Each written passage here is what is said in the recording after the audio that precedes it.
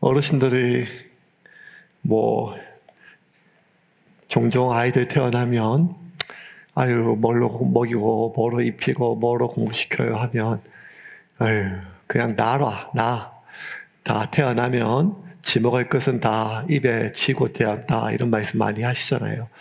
근데 옛말이 된 것 같아요. 이제는 낳는다고 다 기를 수도 또 공부시킬 수도 또 이제는 낳고 기르고 공부시키는 것이 참 힘들었지만 요즘엔 점점 집 한 칸 사기가 더 힘들어졌으니까 그게 참 태어날 때 놓기만 놓으면 지 먹을 것은 지고 나온다라고 하는 세상이 정말 먹을 것이 없을 때 보릿고기 때 그리고 심지어 굶어 죽는 사람이 있을 때도 그렇게 얘기했는데 이제는 굶어 죽는 사람보다는 너무 많이 먹어서 성인병으로 죽는 사람들이 훨씬 많은 시대에도 불구하고 여전히 우리의 큰 걱정은 뭘 먹을까? 지금 먹지만 앞으로도 어떡할까 하는 이 양식에 대한 걱정이 아니겠습니까? 만약 우리가 이 무엇을 먹고 살아야 할지 이것만 좀 해결이 되더라도 우리 삶에 얼마나 많은 에너지가 해결되고 우리의 모든 에너지를 하나님을 위해서 또 영혼 구원을 위해서 또 선교하고 구제하는 일에 쓸 수 있겠습니까? 그러한 삶을 우리가 살고 싶은데도 자꾸 우리의 발목이 마음이 걸리는 것은 이게 불안하기 때문에 지금도 힘들지만 앞으로도 어떻게 될지 모르는 이 불안 때문에 어떻게 사는 것이 하나님의 뜻인 줄 알매도 또 그렇게 살려고 노력함에도 불구하고 선뜻 시간이 손이 돈이 마음이 나가지 못하는 것이 우리의 마음입니다. 어떻게 하면 우리가 이 양식의 문제, 먹고 사는 문제를 좀 해결하고 살 수가 있을까요? 예수님조차도 먹어야 살거든요. 사마리아 여인과 한참 대답을 하고 있을 때 제자들이 먹을 것을 구해가지고 예수님께 가져왔습니다. 예수님 좀 함께 드시죠. 예수님 드셔야 됩니다. 31절입니다. 같이 읽겠습니다. 그 사이에 제자들이 청하여 이르되 라비여 잡수소서. 제자들이 정성껏 구해온 양식이에요. 사마리아인들 상종하지 않잖아요. 사마리아 땅을 안 밟아요. 그런데 예수님이 가자 그래서 갔어요. 어려운 걸음이에요. 양식 구하러 어디를 가요? 사마리아 땅 수가성이에요. 상종하지 않는 사람들 만나야 돼요. 쉽지 않은데 그래도 우리 굶는 건 괜찮지만 선생님 굶길 수는 없으니까 어렵게 양식 구해와서 좀 드세요라고 내놓았더니 예수님 이상한 얘기를 하세요. 여기 뭔가 하면 됐다. 나는 너희들이 모르는 먹을 양식이 따로 있다는 거예요. 그랬더니 아니 이렇게 힘써서 애써서 고생해서 가져왔는데 서운한 얘기기도 하고 또 당황스러운 얘기인 거예요. 아니 우리 모르는 음식이 뭐가 있나? 아니면 우리 말고 우리 중에 누가 또 예수님께 잘 보이려고 양식을 따로 우리 몰래 드렸나? 하고 당황했습니다. 32절 33절 같이 읽겠습니다. 이르시되 내게는 너희가 알지 못하는 먹을 양식이 있느니라. 제자들이 서로 말하되 누가 잡수실 것을 갖다 드렸는가 하니. 근데 뭘 드시지? 누가 줬지? 이렇게 자기들끼리 수근거릴 때 예수님께서 이렇게 얘기하셨어요. 내가 먹는 양식은 나를 보내신 그 하나님의 뜻을 행하는 것 그리고 그 뜻을 온전히 이루는 것이다. 34절 같이 읽겠습니다. 예수께서 이르시되 나의 양식은 나를 보내신 이의 뜻을 행하며 그의 일을 온전히 이루는 이것이니라. 나의 양식은 나를 보내신 이의 뜻을 행하며 그의 일을 온전히 이루는 것이다. 지극히 예수님스러운 말씀입니다. 뭘 먹은가? 누가 줬나? 이런 건데 생전 뜬금없는 이야기예요. 맞는 말이고 타당한 말이지만 이게 또 우리에게 그렇게 다가오는 말씀이 아니에요. 예수님은 하나님의 아들이니까 그러실 수 있겠죠. 여러분, 예수님 이 땅에 목적을 가지고 오셨죠. 예수님 이 땅에 목적을 가지고 오셨다는 것은 아버지 하나님이 예수님을 이 땅에 목적을 가지고 보내셨다는 거예요. 그 목적을 이루는 것, 그 목적을 행하는 것, 그 목적을 온전히 다 이루는 것, 그것이 예수님이 이 땅에 오신 이유예요. 그래서 마지막 숨이 끊어지는 순간에도 예수님 마지막 말이 뭔가 하면 아, 힘들다, 이게 아니라 다 이루었다잖아요. 예수님 그것 때문에 오셨어요. 맞아요. 그런데 그 하나님의 뜻, 나를 보내신 그 하나님의 뜻을 행하는 것, 그 이루는 것, 그 소명이지 양식은 아니잖아요. 그죠? 그거 우리의 의무이지 양식은 아니란 말이에요. 엄밀히 얘기하면 소명과 양식은 좀 구분이 돼요. 하나님 우리에게, 예수님뿐만 우리에게도 소명을 주셨어요. 그 소명을 우리가 힘써 지키면 하나님은 그에 대한 상급으로 우리에게 양식을 주세요. 양식을. 그래서 먼저 그의 나라와 그의 의를 구하라. 그리하면 이 모든 것을 너희에게 더하시리라. 그러면 이 모든 게 뭔가 하면 사람들이, 백성들이, 제자들이 구하는 거예요. 무엇을 먹을까? 무엇을 마실까? 염려하지 말고 구하지 말라. 이런 이방인들이 다 구하는 것이다. 먼저 그의 나라와 그의 의를 구하라. 하나님의 나라를 위해서, 하나님의 의를 위해서 우리가 살아가면 그에 대한 상급으로 우리에게 먹을 것과 마실 것을 주신다는 거예요. 그러면 명확하게 소명과 양식은 구분이 돼요. 목사도 마찬가지입니다. 목사가 힘을 다해 설교 준비하고 이렇게 설교하죠. 또 열심히 목양하고 또 기도하고 신방하고 상담합니다. 그러면 교회는 또 마음을 모아서 형편대로 목사의 사례를 생활비를 그렇게 줍니다. 그것을 월급이라 하지 않고 사례라고 합니다. 우리가 일한 만큼 받는 월급의 개념보다는 열심히 이렇게 목양하고 또 설교에 집중할 수 있도록 교회가 돕는 것이죠. 그러면 목사는 그 사례에 힘입어 온전히 24시간을 그렇게 설교하고 또 목양하고 설교를 성도를 돌보고 또 기도하는 일에 힘을 쓸 수가 있는 것입니다. 물론 여러분 설교하는데 준비하는데 힘들기도 하지만 재미가 있습니다. 재미가 있어요. 여러분 제가 대명천지 어디 가서 이렇게 150명, 200명 되는 사람이 저만 쳐다보고 이렇게 있겠어요? 대한민국에서 제일 웃기는 사람들이 일주일 내내 고민해가지고 5분짜리, 3분짜리 꽁트 하나 그거 만들어도 사람들이 그거 보다가 또 아이고 재미없어 하고 채널을 바꿔버리니까 우차싸도 폐지되고 개그 콘서트도 퍼지되고 그거 어렵잖아요. 사람들이 3분 이상 보는 거 어려워요. 한 감독이 평생을 그렇게 고민해가지고 시나리오를 짜고 돈을 100억씩 200억씩 들여가지고 영화를 만들어요.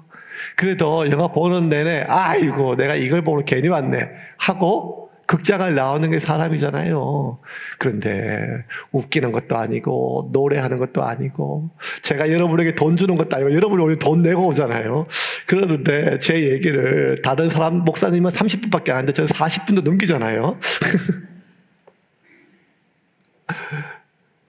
설교하면 또 같이 웃고 또 설교하면 또 같이 울기도 하고 어쩌다가 정말 어쩌다가 좀 일찍 끝나면 너무 기뻐하고 설교가 힘들기도 하지만 재미가 있어요. 보람이 있다니까요. 목양도 그래요. 목양도 그래요. 계속 사람을 힘든 얘기를 계속 듣는 것, 아픈 얘기, 슬픈 얘기, 그것 같이 고통이 공유가 되지요. 나하고 상관없는 사람이 아니니까요.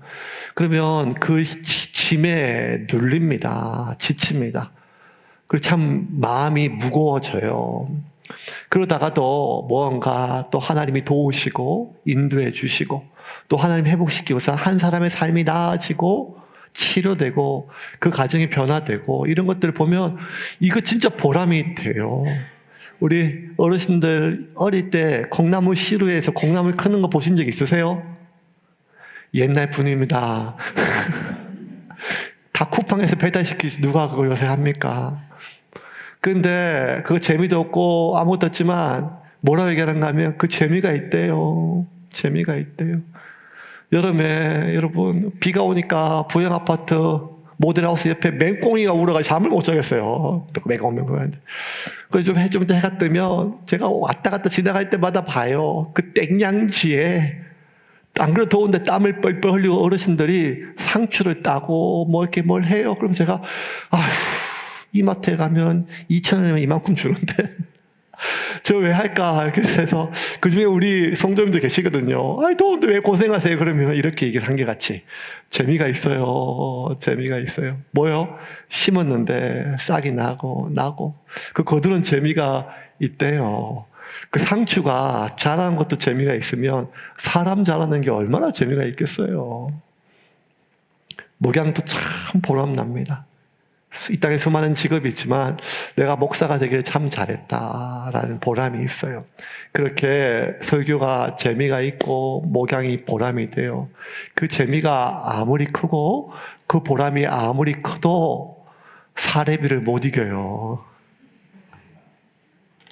왜냐하면 보람은 보람이고 기쁨은 기쁨이지 먹고 사는 것은 양식이 아니잖아요. 그 보람 때문에 시작할 수는 있어요.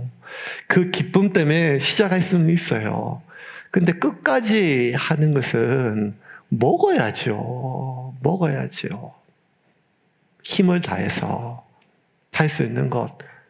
양식이 있어야 먹고 양식을 힘을 얻어서 설교도 하고 목양도 하는 거 아니겠어요? 그러다 보면 기쁨도 있고 보람도 있는 거예요. 사명감만으로 끝까지 못하니까요.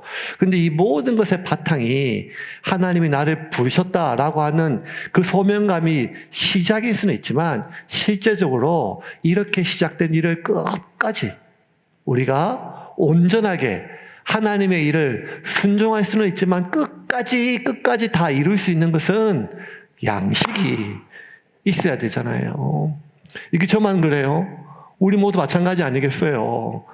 이제 종교교육 이후로 성직이 없어지고 만인 제사장, 우리 모두 다 하나님 앞에 나아갈 수 있는 왕 같은 제사장으로 그렇게 서지요.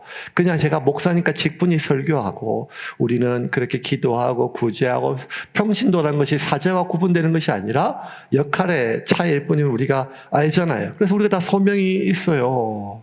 그런데 여러분, 우리가 그 소명의 삶을 살아가는 데 있어서 우리에게 보람도 있고 기쁨도 있지만 또 우리 역시 먹어야 양식이 있어야 이 일을 감당할 것 아니겠어요? 우리가 돈에 환장해서 그런 게 아니잖아요. 먹고 살아야 기도하고 자식 키우고 전도하고 봉사하고 선교하는 것 아니겠어요? 그래서 11주도 내고 목사 사례도 내고 이렇게 하는 거 아니겠어요? 그런데 여러분, 우리가 그렇게 느끼는 그 즐거움은요, 보람은요, 기본적으로 양식이 주는 우리의 안전이 보장돼야 우리가 그 다음에 욕망되는 겁니다. 우리 안에 욕구가 올라와요. 여러분, 매슬로우라고 하는 사람 들어봤어요? 네, 매슬로우의 욕구의 5가지 단계, 우리가 학교 다닐 때 기억나죠? 여러분이 기억 안 나실까봐 제가 오늘 설명해 줄게요. 매슬로우라고 하는 유명한 사람이에요. 옛날 사람인데 아직도 이 기본 인간의 5가지 욕구 단계는 아직도 교과서에 나와요. 그만큼 인간의 욕구는 잘 안 변한다는 거겠죠. 가장 기본적으로 1번 첫 번째 단계 1단계 욕구는 뭔가 하면 생리적 욕구예요. 생리적으로 필요한 거 물이 있어야 돼, 인간. 그죠? 먹어야 돼요. 자야 돼요. 배설해야 돼요. 이 모든 것들 생리적 욕구가 가장 기본적인 욕구예요. 그래서 여러분, 인간이 필요할 때 이 생리적으로 필요한 거 꼭 필요해요. 인간은요, 음식을 안 먹으면 40일 만에 죽어요. 인간은 물을 안 먹으면 7일 만에 죽어요. 인간은 산소가 공급되지 않으면 5분 만에 죽어요. 인간은 잠을 자지 못하면 열흘 동안 못 자면 미쳐요. 죽어요, 그것도. 그러니까 인간의 가장 기본적인 욕구, 강렬한 욕구는 먹는 것, 마시는 것, 숨 쉬는 것, 자는 것, 이 생리적인 욕구예요. 그게 온전히 채워지면요, 2번째 욕구, 안전에 대한 욕구가 있대요. 이제 내가 먹고 또 마시고 그러면 배고픔, 목마른 거 해결되고 숨 쉴 수 있으면 내가 안전한가, 적들이 쳐들어오지 않는가. 뭐 옛날 같으면 뭐 오랑캐나 외국겠지만 지금 그런 시대가 아니니까요.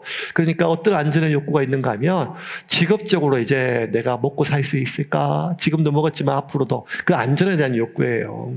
직장에 대해서 또 여러 가지 내 삶의 어떤 삶의 질에 대해서 안전에 대한 욕구 두 번째 단계예요. 이렇게 생리적 욕구, 두 번째 안전에 대한 욕구 이게 채워지면 세 번째가 소속의 욕구란 게 있대요. 그게 뭔가 하면 내가 뭔가 소속되고 관계를 맺고 싶은 거죠. 예, 내가 배고프면요 세상 다 귀찮고 사람 다 귀찮은데 좀 먹고 살만하고 또 이제 안전해요. 보장되면 나도 이제 좀 가정을 꾸리고 싶어요. 자녀도 낳고 싶어요. 그리고 뭔가 어디 뭐 공동체 아니면 뭐 사람들과 좀 이야기도 하고 외로우니까 그래서 관계도 맺고 사랑하고 사랑받고 관계 맺고 싶은 소속의 맺고 욕구 그런 욕구가 있대요. 그게 좀 충분해지면 네 번째가 뭔가 하면 존중받고 싶은 욕구가 있대요. 이젠 단순히 관계를 넘어서 내가 어떤 사람인지 얼마나 내가 효용 가치가 있는지 내가 나를 좀 인정해 줬으면 좋겠어요. 아유, 아빠 참 잘 사셨어. 아빠 때문에 우리가 공부했어. 엄마 때문에 우리가 살았어. 엄마 때문에 우리가 살지. 이런 말 우리가 참 힘들어도 오늘 하루가 아니라 10년, 20년 견디게 만들어요. 그러니까 그 존중받고 싶어요. 뿐만 아니라 어떤 분야에 기왕이면 똑같은 음식 장사해도 내가 옆집보다 우리 집이 더 장사가 잘 됐으면 좋겠어요. 내가 저 아줌마보다 우리 집이 더 잘 만들었으면 좋겠어요.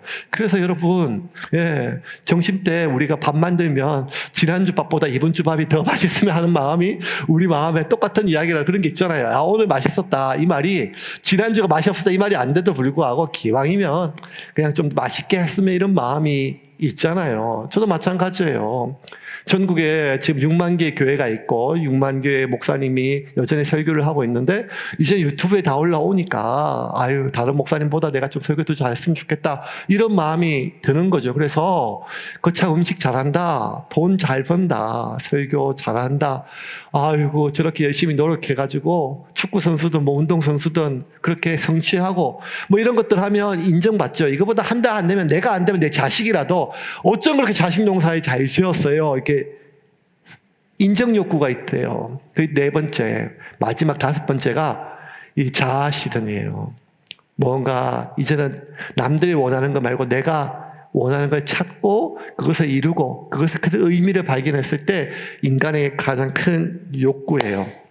그런데 여러분 이 첫 번째, 두 번째는요 사실 생존과 관련되어 있는 거예요. 생리적 욕구, 먹고 마시고 입는 것, 내가 안전한 것, 이 내 생존에 대한 욕구예요. 그리고 뒤로 갈수록 즐기고 의미가 있는 것이죠. 존중받고 사랑하고 또 뭔가 자아 실현하는 것. 그래서 이 메솔로가라는 사람이 뭐라고 얘기했는가 하면 지난 수십 년간 100년 가까이 사람들이 이에 동의한 게 뭔가 하면 인간은 하위 욕구보다 상위 욕구가 주는 즐거움이 더 크다는 거예요. 동물이 아니기 때문에. 그래서 배고플 때 먹는 것보다 더 큰 즐거움이 어디 있겠어요. 그러니까 인간 살아봤자 어릴 때든 나이 들든 집에 내 통장에 100만 원이 있을 때든 1억이 있든 인간이 즐기는 즐거움이 다 거기서 극이에요. 뭔가 하면 맛있는 것을 좋은 사람들과 같이 먹는 거예요. 그래서 연예인들이 가끔씩 TV에 나와서 자기들끼리 토크쇼 해요. 옛날에 진짜 어려울 때, 연극할 때, 이럴 때, 뭐, 동료끼리 앉아가지고 막 서로 뭐 술 먹었던 이야기 하죠. 뭐, 이렇게, 김홍수라고 하는 배우가 한번 인터뷰하는 거 얘기 들었어요. 김홍수라고 하는 배우. 뭐, 이렇게 누군지 뭐 얘기하면 아실 건데, 그 배우가 한참 나이도 많은 대선배인데, 후배들하고 얘기하면서 자기가 대학로에서 30년, 40년 전에, 그 마당놀이 윤문식이라는 선배한테 중국집에서 숟가락으로 머리를 빵 맞았대요. 왜 그때 네 명이 같이 짜장면 하나 시키고 소주를 먹는데 짜장면 하나 시키면 제일 먼저 짜장면을 잘게 이렇게 썬대요. 왜냐하면 네 명이 소주를 안주 삼아서 계속 먹어야 되는데. 근데 그 김홍수라고 하는 배우가 뭐 묻고 더블로 가 뭐 이런 말 했던 그 배우예요. 그러니까 자기가 모르고 처음에 이제 딱 접었는데 갑자기 머리를 맞았는데 왜? 그러니까 눈물 나도록 맞았대요. 왜? 그러니까 이 싸가지 없는 놈 그러면서 새 가닥을 집었다고. 그 얘기 막 하더라고요. 그러면서 하는 말이 뭔가 하면 그때도 그게 참 서러웠다기보다 그때 그리운 거예요. 자, 그 사람들 같이 하는 것들. 지금은 이제 살만해요. 좋은 집에. 이제는 뭐 짜장면이 아니라 또 소주가 아니라 아주 비싼 술, 또 뭐 좋은 거. 그런데 여러분 종류만 바뀌었지 여전히 즐거운 게 뭔가 하면 인간은요. 좋은 것, 좋은 사람들과 같이 먹고 같이 마시고 같이 누리는 것, 그 종류의 차이지 인간이 그렇게 크게 즐거움이 차이 나는 게 아니라는 거예요. 그러면 인간에게 있어서 인간은 더 큰 의미가 있는 것, 자아도 실현하고 하나님이 우리에게 주신 소명, 이거 실현하는 것, 이것이 더 큰 일이니까 우리 먹고 사는 거 너무 걱정하지 말고 거기 매이지 말고 우리가 정말 중요한 하나님의 소명을 따라 살아야 된다. 이것이 오늘 설교의 핵심이 아니란 말이에요. 그걸 우리가 모르지 않거든요. 그런데 우리가 뭐가 하나님의 뜻인 줄도 알고 그것이 더 큰 기쁨과 보람이 있는 줄도 알거든요. 그래서 이 자리에 앉아 있잖아요. 그런 경험이 있으니까. 그런데 왜 자꾸 그게 안 되냐는 거예요. 어떻게 해야 그런 기쁨을 누리고 살고 나도 제발 이 지긋지긋한 이놈의 이 물 좀 안 떨고 이 지긋지긋한 이놈의 돈 좀 안 벌고 살았으면 좋겠다 하는 마음이 있는데 왜 그럼에도 불구하고 자꾸 우리는 더 큰 의미, 소명을 따라 살아가는 그 의미의 기쁨을 누리는 그 삶에 살아가지 못하는가? 그것은요, 오늘 우리가 기억해야 할 첫 번째 하나님의 메시지입니다. 하나님이 우리에게 원하시는 것은 우리가 믿음으로, 우리가 말씀으로 우리의 의지를 더 강하게 해서 우리의 욕구를 찍어 누르란 말이 결코 아니에요. 인간은 자신의 의지를 가지고 욕구를 잠시 잠깐 누를 수는 있지만 끝까지 누를 수는 없어요. 내 의지로 욕구를 누르기는 여러분 잠시 잠깐은 가능하지만 이거 불가능해요. 하나님께서 모세를 통해서 우리가 해야 될 것들을 잘 적어주셨어요. 해야 될 것, 하지 말아야 될 것. 근데 이거 전부 우리 의지와 반대되는 거예요. 그러면 하나님께서 모세를 통해서 이것 어기면 하나님이 벌 주신다. 이렇게 얘기해 주셨어요. 순종하면 내 백성으로 내가 인도하고 순종하지 않으면 내가 내 백성으로 널 보호하지 않는다. 그래서 어떻게든 순종하려고 했어요. 그런데 여러분 아무리 의지를 가지려고 해도 여러분 우리의 모든 인생 신앙생활을 봤을 때 이게 어렵고 불가능하다는 거예요. 이게 가능하면 예수님이 이 땅에 오시지를 않았죠. 예수님이 우리에게 말씀하시는 건 뭔가 하면 나는 배가 고프지만 하나님의 뜻을 행하는 것을 내 기쁨으로 여겨서 내가 배고프고 춥고 힘들어도 그것을 참고 견디고 의지를 가지고 나는 하나님이 내게 주신 소명을 살다가 깨끗하게 죽을 것이다. 이게 예수님의 핵심이 아니에요. 그래서 예수님은 뭐란가 하면 나의 양식은 따로 있다는 거예요. 양식.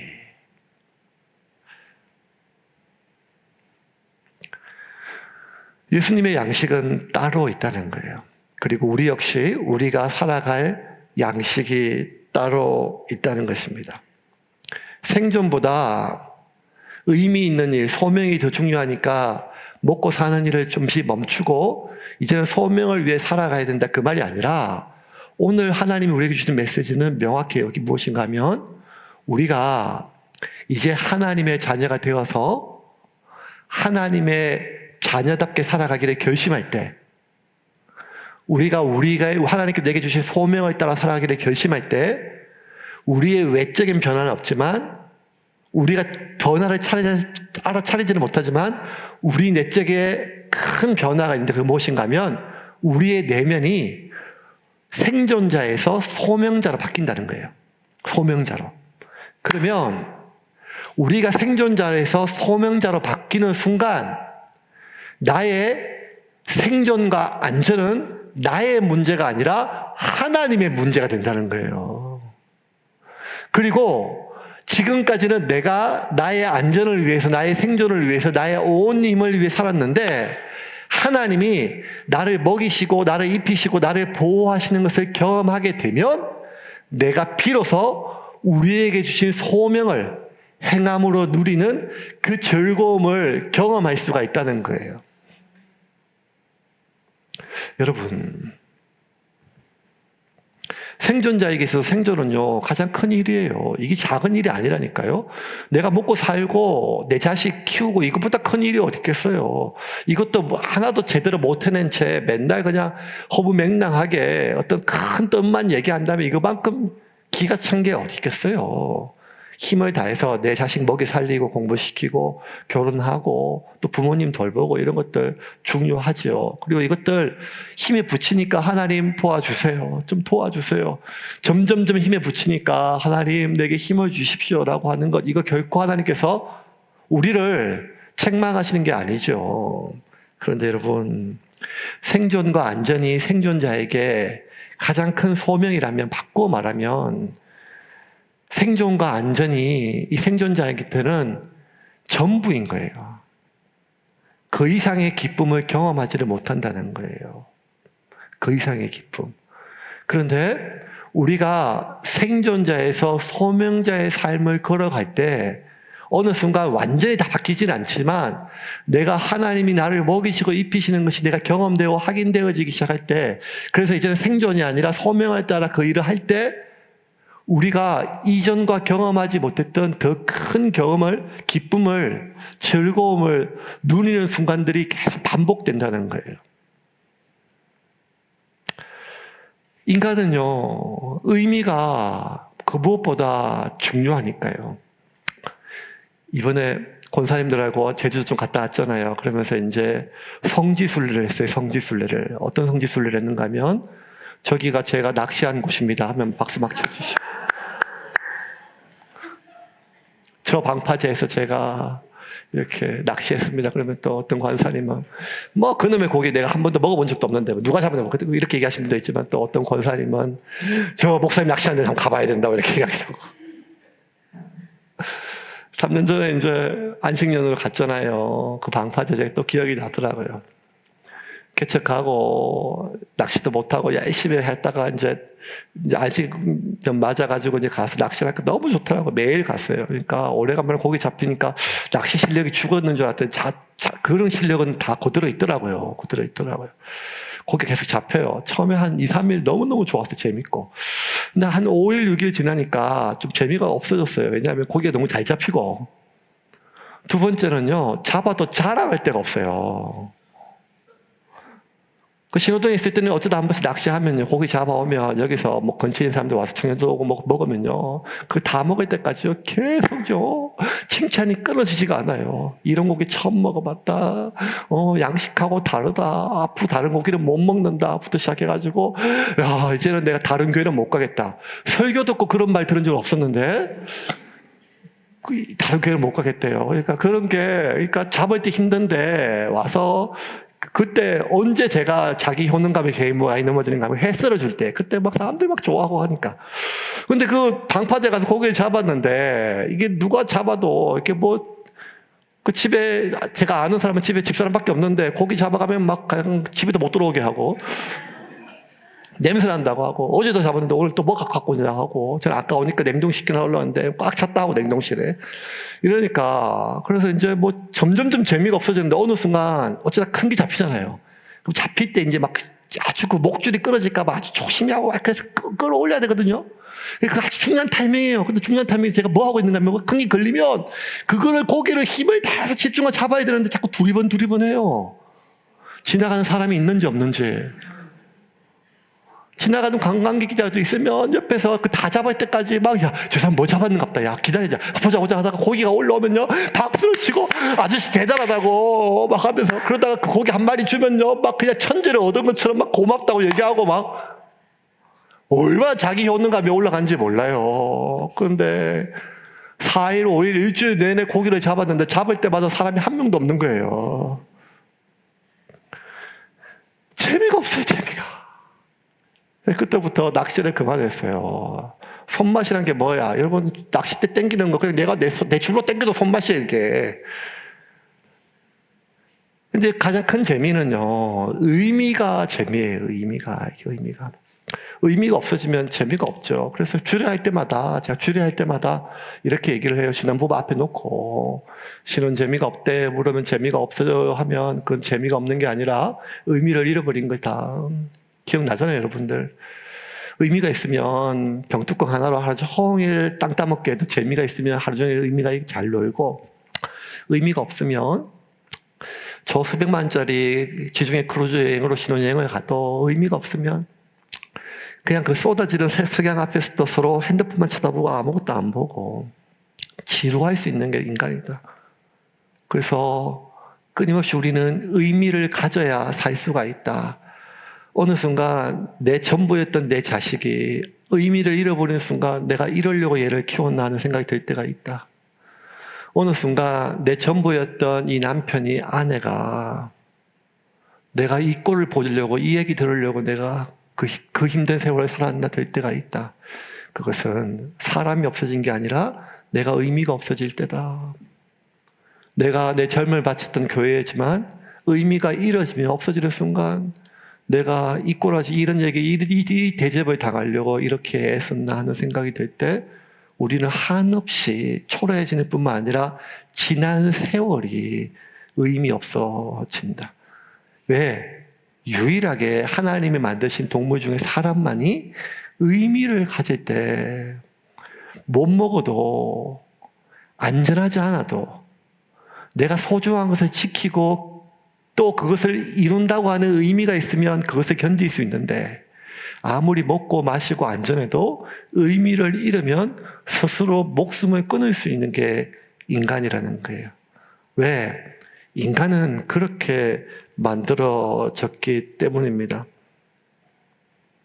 그러면 인간은요, 평생 죽을 때까지 생존을 위해서 살다가 60살까지가 아니라 이제는 70살, 80살까지도 생존을 위해서 애써야 되는 삶이 전부, 그런 세상을 위해서 하나님 우리를 보내시지는 않았다는 거예요.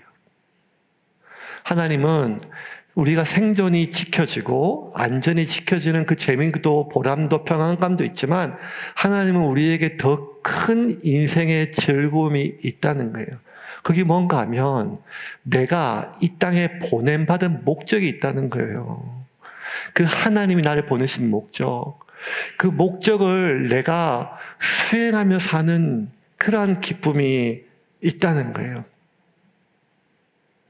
이건 단순히 어떤 일을 하는가, 직장 생활을 하느냐, 목사를 하느냐, 장사를 하느냐, 선교를 하느냐, 이게 아니라 내가 어떤 일을 하든지 간에 그 일을 나의 생존의 통로가 아니라 하나님이 내게 주신 소명으로 안다는 거예요.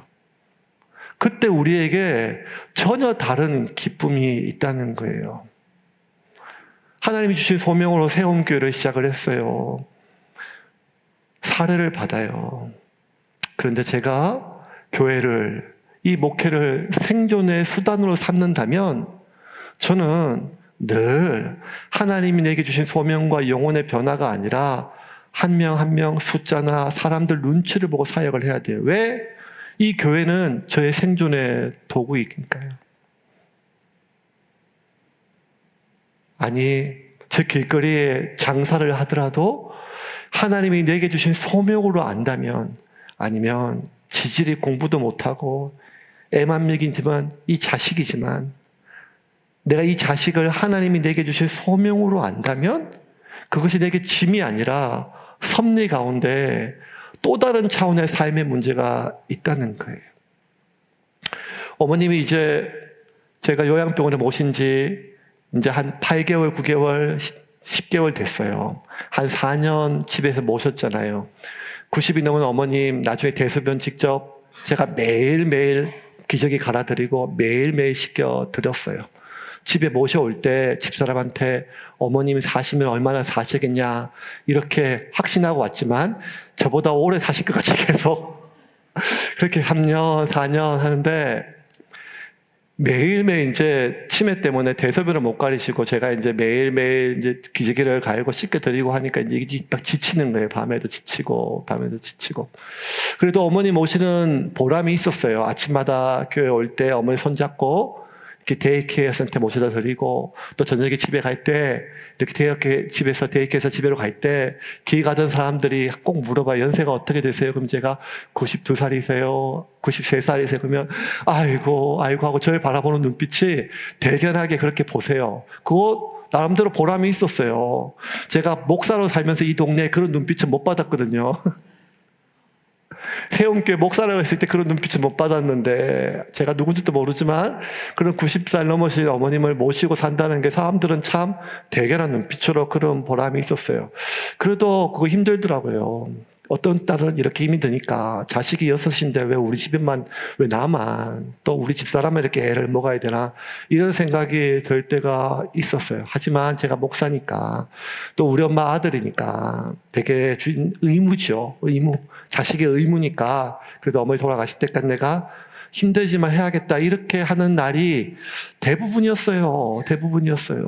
그런데 어느 날이었어요. 한 재작년 초순인가 이렇게 가고 그날도 여름에 땡볕에 어머니 손 붙들고 이렇게 저게 이제 그 길을 건너먹고 지나서 나무 밑에 지나가는데 제 마음에 이런 마음이 드는 거예요. 어떤 마음이 드는가 하면 그냥 한 번씩 진짜 그냥 제 생각이 아닌 성령님 마음 같은 마음이 들 때가 있어요. 어떤 마음이 드는가 하면 너 참 대견하다. 제가 하는 생각이 아니었어요. 하나님이 주시는 마음 같았어요. 그리고 너 희규야 너 참 대견하다. 그리고 어머님은 네 십자가가 아니라 네 소명이다. 세움교회보다 그 어머니가 너한테 주는 소명 이런 생각이 들었어요. 그때 저는 그 4년 동안 소모적이라고 생각했거든요. 내 시간, 내 에너지. 그 십자가였어요. 의무인데 힘겨웠어요. 내가 이겨내야 될 거였어요. 근데 그때 처음으로 내가 교회는 영광스럽거든요. 소명이니까. 근데 내 의무였고 내 십자가라 생각했던 일이 하나님이 내게 주신 소명으로 믿어졌어요. 여전히 힘겨워요. 어머니 기저귀를 갈 때마다, 어머니 씻겨드릴 때마다, 밥 먹여드릴 때마다, 한 번씩 치매 때문에 이상한 일 하실 때마다 힘겼지만 마음이 완전히 늘 똑같지는 않지만 하나님이 주신 소명으로 내가 믿어지기 시작하니까 그 일에서 오는 기쁨이 또 다른 설교할 때, 목양할 때, 교회가 세워질 때 오는 그런 기쁨처럼 내가 하나님의 뜻대로 살고 있다고 하는 그 기쁨이 오더라고요. 그러니까 여러분, 지금 소명의 기쁨이란 것이요, 어떤 종류의 일을 얘기하는 게 아니에요. 우리가 생존이냐 아니면 소명이냐 이거를요, 내가 교회에서 사역을 하든지 아니면 선교사라고 할지라도 나에게 후원금 주는 그 교회의 목을 메이면 하나님이 주는 게 아니라 그 교회 성도들에게 눈치를 보일 수밖에 없으면 그거는 생존의 도구라니까요. 그게 아니라 내가 어느 직장이든 어떤 사람이든 어떤 일을 하든지 간에 그 일이 나의 하나님에게 주신 소명으로 우리가 여겨지고 일을 하기 시작했을 때 그 일로 얻어지는 양식은 그 사람이, 그 직장이, 그 사장이, 그 교인이 주는 게 아니라 하나님이 내게 주신 통로일 뿐이라는 거예요. 그게 믿어지면 그렇게 비굴해지지 않을 수 있어요. 그게 믿어지면 하나의 구멍이 막힌다고 내가 절망하지 않을 수 있단 말이에요. 왜? 나를 먹이는 것은 그 거래처나 그 사장이나 그게 아니라 하나님이기 때문에요. 그래서 여러분, 소명이냐 생존이냐는 목사냐 직장이냐 그 차이가 아니고 선교냐 아니면 아이를 기르고 부모님을 돌보냐 이런 종류의 물이 아니라 이 일의 모든 이유가 내가 어쩔 수 없이 의무 때문에 하는 건지 아니면 하나님이 내게 주신 소명으로 알고 믿고 하는 것인지 그 차이가 우리를 생존자에서 소명자로 바꾸고, 우리가 그렇게 소명의 길을 걸어가기 시작했을 때 이전에 내가 이만큼 벌었으니까 저 사람보다는 좀 안전하다, 이 정도 이런 직장에 있으니까 이제는 좀 됐다라고 느끼는 안도감보다 더 큰, 하나님이 지금도 나를 먹이시는 그 하나님이 앞으로도 나를 먹이신다고 하는 그 평안함이 우리에게 더 큰 안정감을 경험한다는 거예요. 그래서 예수님께서 말씀하시는 나는 내가 먹을 양식이 따로 있다는 것은 내가 의무감으로 믿음으로 견디는 것이 아니라 실제로 예수님은 그것을 기쁨으로 하셨다는 거예요. 우리가 이 말을 이해할 때 예수님이 사용하시는 그 기쁨이란 단어, 즐거움이란 단어를 이해할 수가 있어요. 35절, 36절 같이 읽겠습니다. 너희는 넉 달이 지나야 추수할 때가 이르겠다 하지 아니하느냐. 그러나 나는 너희에게 이르노니 너희 눈을 들어 밭을 보라. 희어져 추수하게 되었도다. 거두는 자가 이미 삭도 받고 영생에 이르는 열매를 모으나니 이는 뿌리는 자와 거두는 자가 함께 즐거워하게 하려 함이라. 아니, 어떻게 뿌리는 자와 거두는 자가 함께 즐거워해요? 즐거움은요, 거둘 때 있잖아요. 뿌릴 때는요, 힘들어요. 그래서 울며 씨를 뿌리는 자는 기쁨으로 그 단을 거두린다 할 때는 그 단을 거두기 때문에 기쁘잖아요. 근데 문제는 뭔가 하면 뿌리는 자가 거두지를 못한다는 거예요. 내가 뿌린 것을 내가 거둘 때도 뿌리고 가꾸는 건 너무 힘들고 고생스러운데, 내가 고생해서 뿌렸는데 엄한 놈이 거두는 걸 봤을 때 그 꼬라지를 어떻게 봐요? 그 꼬라지를 어떻게 봐요? 못 본다는 거예요. 그런데 우리가 살다 보면 이런 일 비일비재하거든요. 직장에서 뼈 빠지게 내가 열심히 해서 뭘 했는데 상사가 싹 가로채요. 자기 이름만 올려가지고. 왜? 학교도 똑같아요. 대학원생 뼈 빠지게 연구했는데 지도교수가 도와주기는커녕 자기 이름만 하나 올려가지고 자기 이름이 먼저 올라가요. 아니, 이런 일이 얼마나 많은지 몰라요. 교회도 마찬가지예요. 일하는 사람 따로 있고 칭찬하는 사람 따로 있어요. 꼭 내가 교회 청소할 때는 목사가 교회 없어요.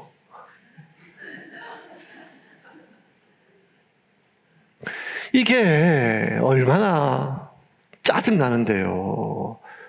어떻게 뿌리는 자와 거두는 자가 함께 즐거워할 수 있냐, 이 말이에요. 재주는 누가 버리고 돈은 누가 번다고, 이것만큼 억울한 게 뭐가 있겠어요. 그런데 소명의 삶에서 이게 가능하다는 거예요. 이 땅에서는요, 눈에 보이는 것, 거두는 것, 그것밖에 기쁨이 없잖아요. 내가 하는 것, 남들이 나를 인정해 줄 때도 내가 하는 걸 봐야 돼요.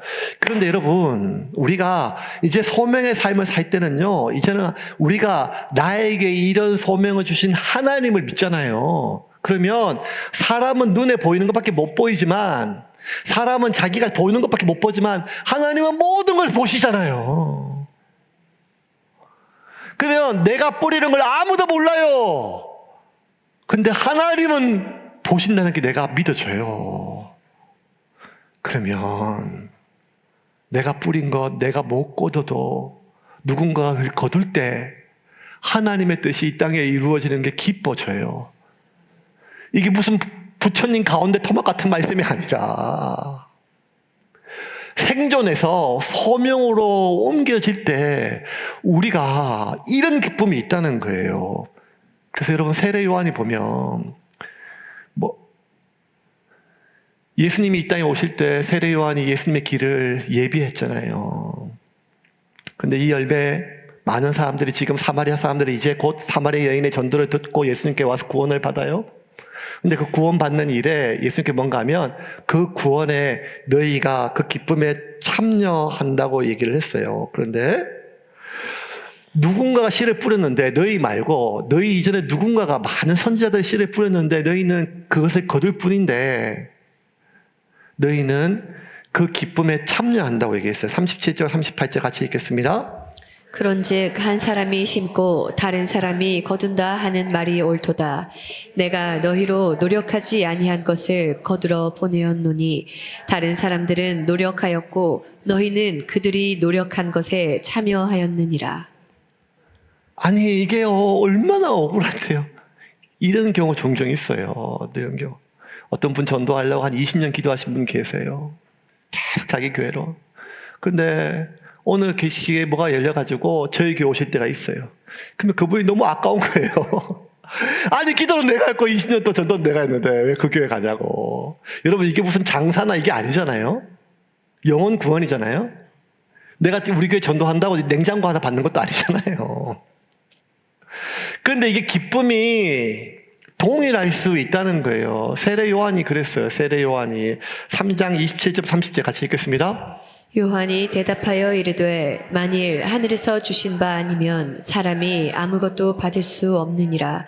내가 말한 바 나는 그리스도가 아니요 그의 앞에 보내심을 받은 자라고 한 것을 증언할 자는 너희니라. 하나님의 뜻이 이루어지면 나는 기쁨이 충만하겠다는 거예요. 왜? 내가 내 생존, 내 안전이 아니라 하나님의 뜻이 이 땅에 이루어지는 것이 내 소명으로, 내 기쁨으로 삼기를 결정했고 그런 삶을 사니까 실제로. 그러니까 이제는 우리 교회가 아니라 이 땅에 하나님의 나라예요. 하나님의 나라. 내가 아니라 이 땅에 하나님의 백성이 되는 거예요. 이런 삶이 있다니까요. 이런 삶이. 근데요, 평생을 교회를 위해서 자신의 헌신했지만 마지막 순간에 자기가 지고 있는 것 하나도 내려놓지 못하는 사람이 있어요. 그 사람은 교회 일을 했고 교회 사역을 했지만 죽을 때까지 그 사람은 자기 생존을 위해 일한 거예요. 하지만 평생을 김밥 말고 뭐 돈 벌어도 마지막에 아낌없이 그렇게 내어주는 사람을 보면 이 사람은 그 어떤 일을 했든지 간에 그 삶은요, 하나님이 주신 소명을 위해 살았던 사람이에요. 그래서 내가 지금 뭘 하는가가 중요한 게 아니라 내가 아무리 헌신하고 아무리 열심히 해도 자신의 생존에 불과한 일이 많다니까요. 그 사람은요, 뭐가 좀 많이 늘어나고 나가 인정해서 인정받는 재미도 있지만 결단코 이 땅에 하나님의 나라가 이루어지는 그 기쁨을 못 누려요. 끝까지 나밖에 없어요. 내 확장된 내 교회, 내 가정, 내밖에. 더 큰 기쁨이 있다는 거예요. 그럼 어떻게 이런 기쁨으로 우리가 온전히 살 수 있을까요? 마지막 말씀 38절 읽고 말씀 나누게 정리하겠습니다. 38절에 같이 읽겠습니다. 내가 너희로 노력하지 아니한 것을 거두러 보내었노니 다른 사람들은 노력하였고 너희는 그들이 노력한 것에 참여하였느니라. 다른 사람들이 노력하였고 너희는 그것을 노력한 걸 참여하였다. 이 말이 지금 예수님 제자들이 하는 말이에요. 다른 사람, 지금 사마리아 이제 이 구절 끝나면 사마리아 많은 사람들이 예수님께 나와와요. 구원받아요. 사마리아 땅에 대추수가 일어나요. 그러면 너희가 심지 않은 것 누가 심었는가 하면 사마리아 땅에서 지금 이 사마리아 여인과 대화하는 이 우물을 예수님은 이 사마리아 여인 하나님의 이 사마리아 여인을 하나 구원하기 위해서 1500년 전에 야곱으로부터 이 우물을 파괴하셨어요. 여러분 이게 결코 과장이 아니에요. 하나님의 나라에서. 과장이 아니에요. 이 사마리아, 이 동네 사람도 상종하지 않는 이 한 여인을 만나기 위해서 1500년 전에 하나님은 야곱을 통해서 이 우물을 파괴하셨어요. 예수님이 이 사마리아 여인을 만나기 750년 전에 하나님은 이사야의 입을 통해서 보라 처녀가 잉태하여 아들을 낳으리니 그 이름을 임마누엘이라 하리라. 예수님의 탄생을 예언하게 하셨단 말이에요. 이 사마리아 한 여인을 구원하기 위해서 하나님은 지난 1500년 전부터 지난 700년 동안 수백 년 동안 하나님은 끊임없이 일하셨다는 거예요. 저도 마찬가지예요. 저도 돌아보니까요. 제가 우연찮게 교회를 나온 것이 아니라 불신 가정에 태어나서 교회를 가고 신학대학을 가고 목사가 되고 또 여기까지 와서 하는 여정을 보면 나중에 한참 뒤에 저를 위해서 기도했던 수많은 사람들을 나중에 알아요. 나중에. 이분들의 기도, 이분들의 수고가 그때는 몰랐지만 이제 하나씩 보이기 시작했을 때 저 하나 구원하려고 하나님이 수백 년 동안 일하시고 계심을 내가 확신하게 될 때 뭐가 믿어지는가 하면 하나님이 나를 먹이시고 입히시고 보호하심이 믿어져요. 하나님이 나를 먹이시고 입히시고 보호하심이 믿어지면 내가 생존을 위해서 교회 사역하는 것이 아니라 하나님이 내게 주신 소명을 위해서 교회 사역을 할 수가 있다는 거예요. 그렇게 소명을 위해서 교회 사역을 하다 보면 한 영혼이 구원되는 그 기쁨이 말도 다 못해요. 사람들이 말씀을 통해 변화되는 그 기쁨이 아무것도 없는 그런 이 빈 공간에서 사람들이 오고 이렇게 100명, 200명의 공동체가 만들어지고 찢고 뽑고 싸우지만 그럼에도 불구하고 서로를 포기하지 않고 그렇게 마을이 되어가고 몸이 되어가는 이 기적을요, 목사기 때문에 겪는 게 아니라 제 눈이 열려 하나님의 일하심이 보이기 때문이에요. 사랑하는 세움교회 여러분, 생존이 힘든 세상이에요. 우리 어쩌면 죽을 때까지 우리의 생존을 위해 싸우다가 죽는 수는 직전까지 열심히 싸우다 죽는 이 대한민국의 마지막 세대일 수도 있어요. 그런데 하나님이 우리를 이 땅에 보내신 것은 생존을 위한 삶이 아니라 우리의 안전이 보장받는 삶을 넘어 하나님이 내게 주신 그 소명을 발견하고 그 소명이 이루어지는 것이 하나님의 뜻이 하늘에서 이루어진 것 같이 이 땅에도 내 삶에도 이루어질지어다 하는 그 기쁨을 누리며 살기를 원하신다는 거예요. 그러한 새로운 양식으로 살아가는 저와 여러분 되기를 주님의 이름으로 축원합니다.